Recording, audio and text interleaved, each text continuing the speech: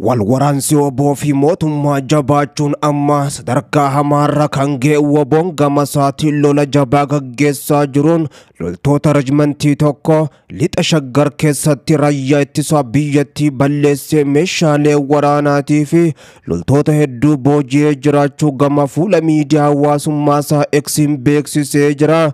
Kuni ammoo Jeneraal Zawduu Balaayee fi Jeneraal Muhammad Tasammaa wal dura kan dhaabe.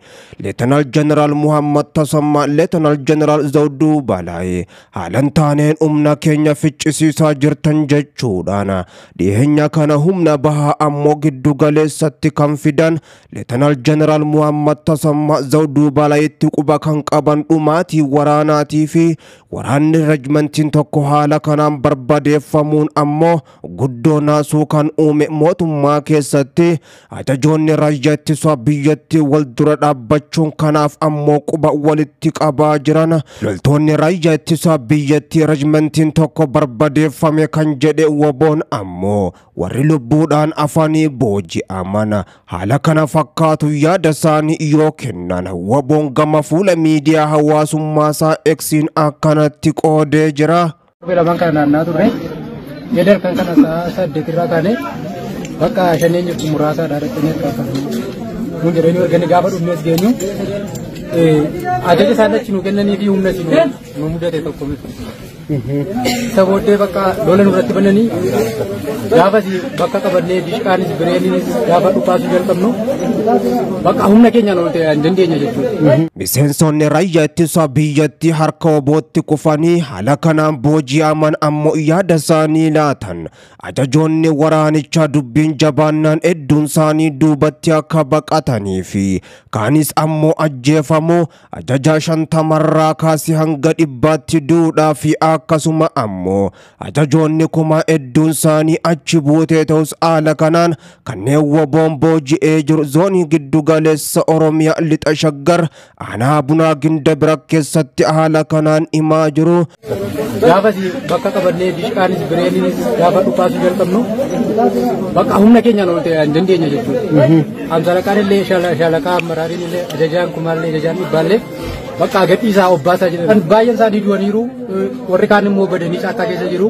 Waraanni bilisummaa Oromoo woboon zoonii giddu gala Oromiyaa lixa shaggar aanaa Bunaa Ginda Birata keessatti lola guddaa gaggeesseen gandaa dhoqanuu sureetii fi akkasuma gama biraatiin gooroo dhoqanuu jedhamu keessatti tarkaanfiiwwan jabduu humnoota mootummaa Itoophiyaa irratti fudhateen humnoota mootummaadhaa 134 ol iddoo irraa deebiin qabnetti ergee jiraachuusaa ifatti kan beeksise. 95 madeesse 60 harkaan qabeen jira kan jedhe lolichinis itti fufee akka jiru beeksisee jira.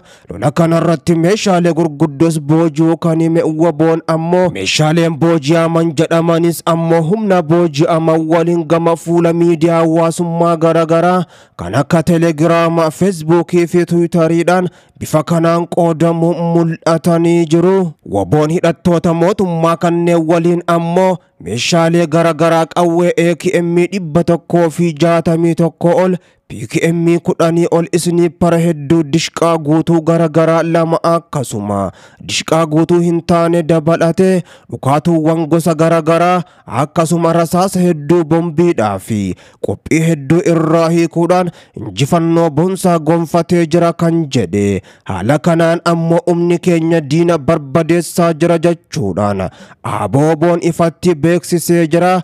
Tarkaanfii boonsaa argame kanaanis ammoo mooraa raayyaa ittisa biyyattii jeeqama jabaa keessa jira kan jedhe woboon. Ajajaa waraana giddu galeessaa kan biltsiginna Leetanaal Jeneraal Zawduu Balaayee ajajoota waraanaa warra lolchiisaa turanii fi gandoota godina lixa shaggaritti ammoo bobbaanii opereeshinii sana qindeessanitti guddoo dheekkamanii meeshaa keenya ammoo kan woboon booji'e akka taatan taati ammoo irraanuu deebisaa jechaa turu odeessi keessoo beena qaqqabeni mul'isa jechuudhaan Aaboo Woboon humni isaa tarkaanfii jabduu fudhateen mooraa raayyaa ittisa biyyattii keessatti guddoo raafama jabaa uume akka jirus beeksisee jira. Humnoonni waraanaa kunneen ammoo yeroo ergamanitti humni Aaboo Shanee muraasa jedhamanii akka ergamanii fi yeroo as ga'anitti ammoo kan isaan hin eegin isaan mudachuudhaan meeshaalee gurguddoo Woboon haleellaa irratti banus akkana jechuudhaan gareen raayyaa ittisa biyyattii harka waraana bilisummaa Oromoo Wobootti kufe haala kanaan ibsaa jira. Bakka Shaneen jirtu muraasa dhaadhattanii harkaafatu. Kun jedhanii erganii gaafa dhufnees geenyu ajaja isaan achi nu kennanii fi humna isin nu mudate tokko miti. Isa booddee bakka lola nurratti bananii jalqaba itti dhufnee shaalaqa lamaan dhufne dishqaa lama wajjinidha. Bireenni gara 10 wayitaa. Isaan keessaa bakka yoo baay'ate namni dhibbiyyuu ba'a jedhee gaadhu. Baay'inni keenya garuu gara nama 550 hin dhiyaanna. Nama 550 kana keessa nama 100 waan taatu hin baane waan dhibbiyyuu hin hafne. Baay'een isaa dhumeera afeera kan jedhamu yoo jiraate immoo madoodha. Tarkaanfiin loltoota raayyaa ittisa biyyattii rejimentii tokko ammoo kan bilchiginnaadha haala adda ta'e kanaan madoo fi du'aan kaan ammoo dhabama godhuun kan booji'e mooraa raayyaa ittisa biyyattii jeequmsa guddaa darbee jira kun itti fufa jechuudhaan Woboon duuba deebii akka hin qabne kan beeksise wal waraansi deemaa jiru ammas jabaa ta'uusaa waraanni bilisummaa Oromoo Woboon himee jira. Kanaan dura ammoo ajajaa Woboo zoonii giddu galeessaa kan duraanii imala gara Finfinneetti godhamaa tureef gufuudha kan jedhan ajajaa waraana bilisummaa Oromoo Jalmarroon erga ammoo namni sun mootummatti harka laatanii Jaal Abdii yeroo ammaan tana humnoota bilchiginnaadhaatis itti shidaa akka jiran hojii mul'isaa jiran jechuudha. Woboo yeroo ammaan tana tarkaanfii jabduu fudhataa jiruun diina barbadeessaa jira kan jedhe zoonii kibba baha Oromiyaattis tarkaanfii fudhateen humnoota mootummaa hedduu isaanii du'aa fi madoon adabii akka jiru beeksisee jira.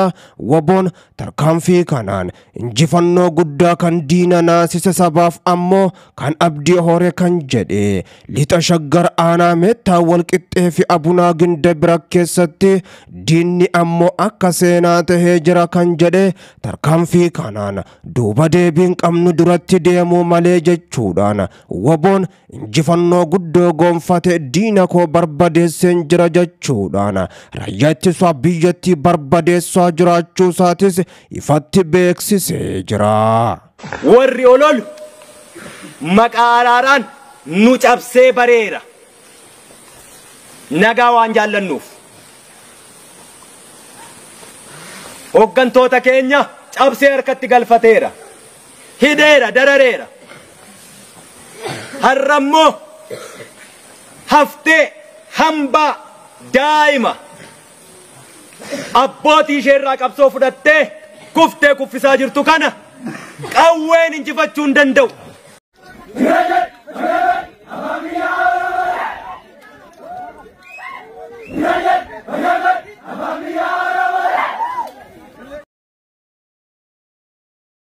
Obbo Baattee Urgeessaa hambaa qabsoo kaleessaa abdii siyaasa Itoophiyaa boruu umrii malee darbee fi akkasuma ammoo gara jabeenyaa mootummaa Itoophiyaa ministeera muummee Abiyyi Ahmadiin durfamu kan saaxilee dirreen qabsoo karaa nagaa immoo dhiphachuu sadduuti isaa mul'isee namni siyaasaa mooraa qabsoo ABO keessatti ejjennoo irraafamne yaadaan falmutti ammoo kan duuba hin jennee fi ijallaafne qaroo dhaloota haaraa dhaabichaati jedhamu Obbo Baattee Urgeessaa halkan ebla gaafa 10 bara 2024tti baroo guyyaa akka antana magaalaa Maqii keessatti ajjeefame argame.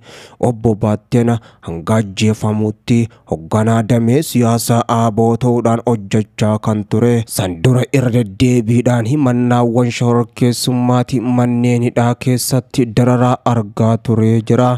bara 2021 keessa mana hidhaa keessatti sadarkaa lubbuu isaatiif yaaddeessuun ammoo dhibamee ture. Ajjeefamuu isaa ji'a tokko duraas ammoo gaazexeessaa lammii Faransaay waliin afgaaffii osoo gaggeessaa jiru to'atamee turtii torban tokko booda wabii birrii 100,000tiin gadhiifame. Ajjechaan isaa namoota dhaaba siyaasaatiin gurmaa'anii kan akka saammoo karaa nagaa qabsaa'an jilba buusee abdii murachiisee mootummaa muummee Abiyyi Ahmad irraa ammoo akka fuula deeffatan godhee jira. Ajjechaan obbo Baattii irratti raawwatame kun kan siyaasaati malee waan biraa kan jedhamuuf ammoo ireensaa jirus xiqqaadha kan jedhan namoonni siyaasaa yaada isaanii kennan.